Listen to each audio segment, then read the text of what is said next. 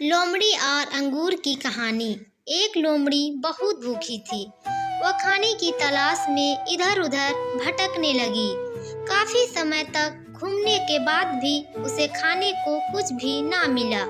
तभी उसकी नज़र पास के एक बाग पर पड़ी। बाग बहुत ही सुंदर और हरा भरा था। उस बाग से बड़ी ही मीठी सुगंध आ रही थी। उसे एहसास हो चला कि अब उसकी खाने की तलाश जल्द ही खत्म होने वाली है। वह तेजी से बाग की ओर अपने कदम बढ़ाने लगी। जैसे जैसे वह कदम आगे बढ़ाती, बाग से आने वाली महक और भी तेज होती जाती। उसने मन ही मन सोचा कि इस बाग में कुछ तो खास होगा जो उसे खाने को मिलेगा। इसी सोच के साथ वह और तेजी से आगे बढ़ने लगी। जैसे ही वह बाग में पहुंची तो उसने देखा कि बाग तो अंगूर की बेलों से लदा हुआ है। सभी अंगूर पूरी तरह से पक चुके हैं। अंगूर देखकर उसकी आंखों में चमक उठी। अंगूरों की महक से उसने इस बात का अंदाजा लगा लिया कि अंगूर कितने रसदार और मीठे होंगे।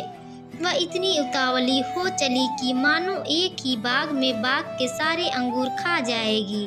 उसने झट से अंगूरों को लक्ष्य बनाकर एक लंबी छलांग मारी, लेकिन वह अंगूरों तक पहुंच नहीं सकी और धड़ाम से जमीन पर आ गिरी। उसका पहला प्रयास विफल हुआ। उसने सोचा क्यों ना फिर से कोशिश की जाए।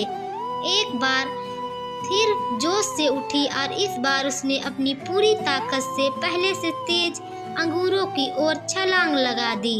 लेकिन अफसोस कि उसका यह प्रयास भी बेकार गया। इस बार भी वह अंगूरों तक पहुंचने में नाकामयाब रही। लेकिन उसने हार नहीं मानी। उसने खुद से कहा कि अगर 2 प्रयास विफल हो गए तो क्या, इस बार तो सफलता मुझे मिलकर ही रहेगी।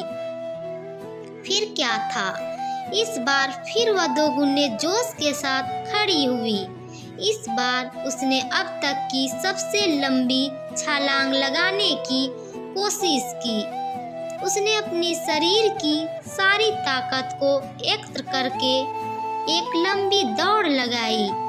उसे लगा था कि इस बार उसे अंगूर पाने से कोई नहीं रोक सकता, लेकिन ऐसा हुआ नहीं।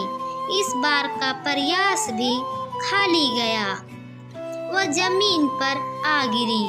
इतने जतन करने के बावजूद वह एक भी अंगूर हासिल नहीं कर पाई। ऐसे में उसने अंगूर पाने की अपनी आस छोड़ दी और हार मान ली।